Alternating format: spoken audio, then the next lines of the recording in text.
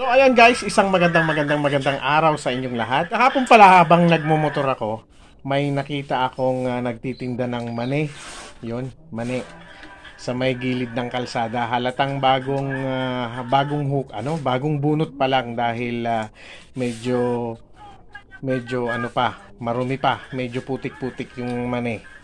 Siyempre, alam mo naman tayo, medyo natakam tayo sa mani, kaya tumigil ako at bumili. Medyo mura kasi sa gilid lang ng kalsada at bagong bunot pa lang.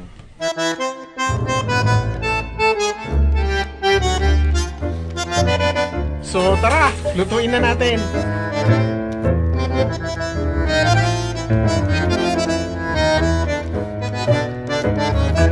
Kailangan natin siyang hugasang mabuti dahil puro siya putik.